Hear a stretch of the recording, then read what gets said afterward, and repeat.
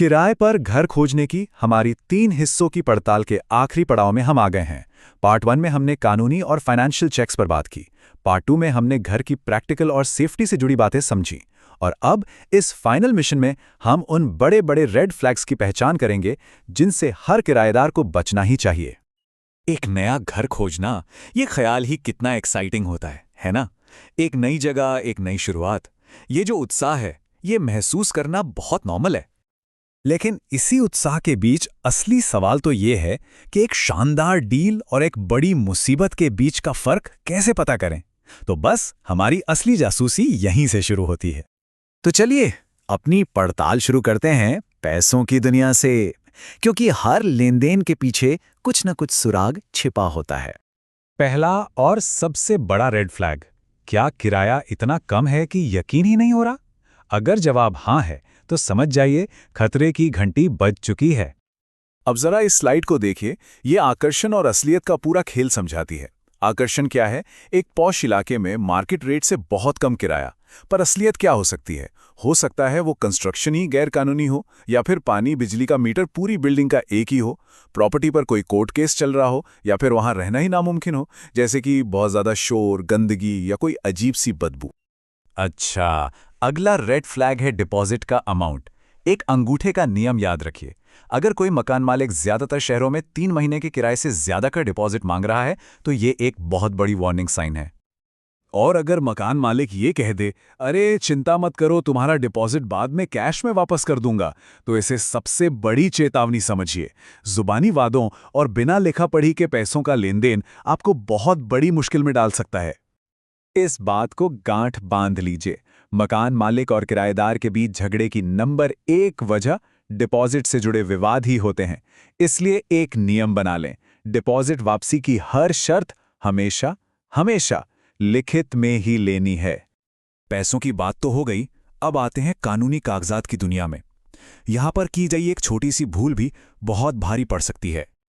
अगर कोई मकान मालिक ऐसी मीठी मीठी बातें करे, हम तो दोस्त जैसे हैं, कागजात की क्या जरूरत है, तो समझ जाइए कि ये दोस्ती नहीं, एक जाल है। फौरन सावधान हो जाइए। एक लिखा हुआ रेंट एग्रीमेंट सिर्फ एक कागज नहीं है, ये आपकी किराएदारी का इकलौता कानूनी सबूत है।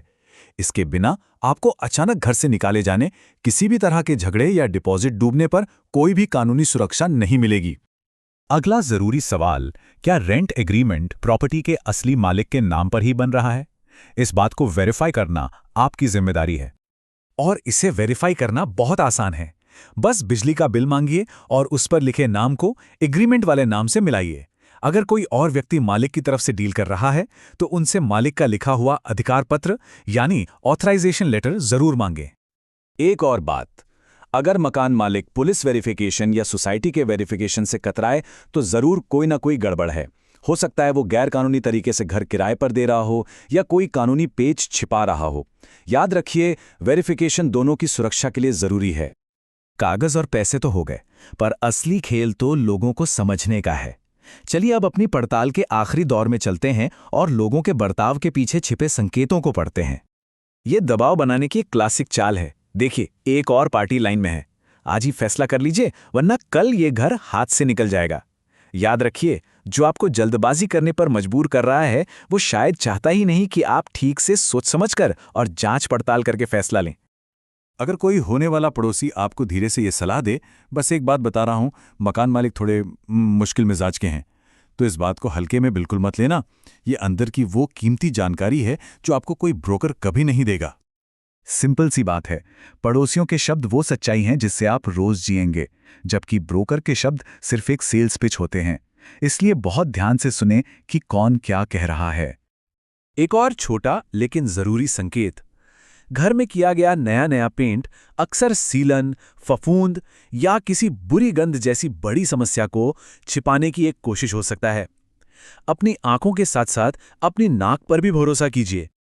तो हमारी जासूसी यहां पूरी होती है और ये रही हमारी final report, the red flag checklist. अब अपना फोन तैयार रखिए, स्क्रीनशॉट लेने का टाइम आ गया है। चलिए एक एक करके देखते हैं। पहला, वेरीफाई करें कि किराया शक पैदा करने जितना कम तो नहीं है। दूसरा, 3 महीने से ज्यादा के डिपॉजिट पर सवाल उठाएं। तीसरा, डिपॉजिट वापसी की शर्तें लिखित में ही मांगें।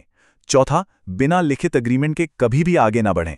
पांचवा, कंफर्म करें कि एग्रीमेंट असली मालिक के नाम पर हो। छठा, अगर मालिक पुलिस वेरिफिकेशन से बचे तो सतर्क हो जाएं। सातवां, जल्दबाजी में फैसला करने के दबाव में बिल्कुल ना आएं। और आठवां, होने वाले पड़ोसियों की चेतावनियों को हमेशा गंभीरता से लें। और आखिर में ये एक सवाल खुद से जरूर पूछिए। माना कि रेंटल एग्रीमेंट एक कॉन्ट्रैक्ट है, लेकिन क्या वो इंसान भरोसे के लायक है जो आपको ये कॉन्ट्रैक्ट दे रहा है? क्योंकि याद रखिएगा, असली पड़ताल सिर्फ प्रॉपर्टी की नहीं बल्कि लोगों की भी होती है।